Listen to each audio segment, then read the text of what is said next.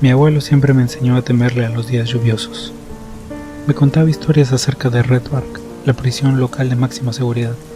Decía que allí encerraban a los criminales más violentos. También decía que algunos eran tan peligrosos que no se podía confiar en encerrarlos en celdas normales y que mejor los encadenaban a las paredes de piedra. Me recordaba acerca de los días lluviosos y las tormentas nocturnas. Me explicaba cómo era que la lluvia debilitaba la roca y que algunos de esos hombres podían escaparse de sus cadenas. Me mostraba recortes de periódico donde se revelaban noticias sobre los escapes. Habían siempre unos cuantos cada año y mi abuelo me decía que siempre coincidían con los días de lluvia. Algunos prófugos escapaban hacia vecindarios cercanos, intentando esconderse en los garajes o los sótanos de las personas. A veces entraban a las casas, a veces hacían cosas innombrables con la gente que habitaba en esas casas. Nosotros vivíamos a 8 millas de Red Bark, y en los días lluviosos mi abuelo me recordaba eso. Solía decirme que en días lluviosos era mejor que me quedase encerrado en mi cuarto, asegurase mi puerta y pusiera algo de música, tomara una historieta y dejara mi mente divagar. Hasta me enseñó cómo convertir mi armario en una fortaleza de la soledad. Solo arrojaba una cobija y un par de cojines dentro. En mi armario tenía una caja de historietas y un baúl lleno de golosinas. Mi abuelo me sugería que me encerrara en el armario cuando llovía. Yo lo hacía y me sentaba a escuchar música con mi Walkman. Hojeaba algunos libros o simplemente me acomodaba en los cojines y me dormía. Me sentía muy seguro en el armario. Además disfrutaba las horas que pasaba allí en los días lluviosos. Solía advertirme que cuando escapaban, los convictos de Ridgeback generalmente lastimaban a la gente que se topaban en su escape.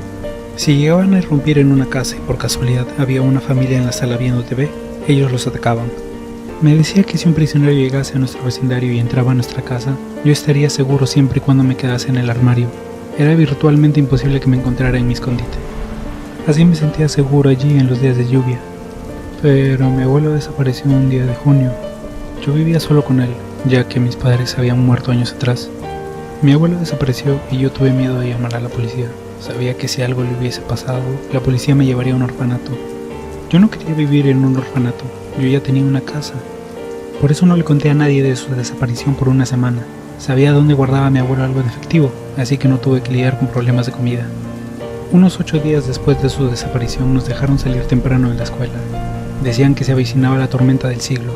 Truenos, relámpagos y lluvia torrencial toda la noche. La lluvia era tan fuerte que las calles principales se inundaron. Yo me encontraba en mi pequeño escondite cubierto con una cobija.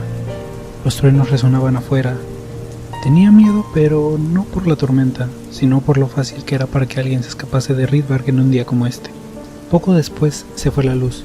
Estaba en el armario en medio de la oscuridad. Me puse a escuchar música en mi Walkman. Unas horas después, la música se distorsionó. Minutos más tarde, se detuvo por completo. Las baterías se habían terminado. Estaba envuelto en oscuridad y silencio. La luz no había regresado todavía. De pronto, el silencio fue roto por un sonido de la distancia. Lo ignoré al principio, pero su insistencia me hizo ponerle atención. Era como si rascasen en el piso de abajo. Por unos instantes me negué a salir, pero al fin decidí asomarme por las escaleras.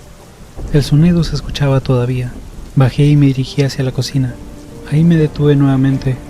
El sonido venía del piso, pero nosotros no tenemos sótano. Empecé a distinguir más sonidos además del rascar en el suelo. Eran gemidos y quejidos. Caminé hacia la sala donde se escuchaban con mayor fuerza. Salí hacia el corredor principal y tropecé con el tapete. Justo ahí abajo se escuchaban con más fuerza. Retiré el tapete solo para descubrir una puerta con cerrojo en el suelo. No tenía conocimiento de su existencia. Tomé el llavero y comencé a intentar abrir el cerrojo. Mientras hacía eso, comencé a escuchar unas voces calladas. Oye, Eddie, Dad. No entendía lo que decían, pero golpeaban fuertemente la puerta. Ayuda. Eso sí lo entendí. Rápidamente abrí la puerta y la peor peste que he conocido golpeó mi nariz. Inmediatamente escuché llantos de mujeres y la voz de un hombre llorando. Gracias Dios, gracias Dios mío, mientras otro imploraba por agua para beber. Los días que siguieron fueron un torbellino de cosas. La policía, los medios e inclusive los chismosos rodeaban la casa. Nuestro pequeño pueblo de Arizona no había visto semejante cosa. Las noticias de un asesino serial enervaron a la población. La prensa estaba implacable. La policía tenía millones de preguntas. ¿Dónde está tu abuelo? Yo no sabía. ¿Sabías lo que hacía? ¿Le ayudabas a ocultar su secreto? No, nunca, jamás lo haría. ¿Le ayudabas a enterrar los cuerpos en el jardín? No, debiste haberlo hecho. No, no hice nada. Debiste ayudarle. Un hombre de su edad no hubiera podido excavar en la arcilla dura de Arizona por sí mismo. Ahí fue cuando entendí. Lluvia. Los policías me vieron con curiosidad. ¿Qué dijiste? Preguntaron. Lluvia. Él esperaba a la lluvia.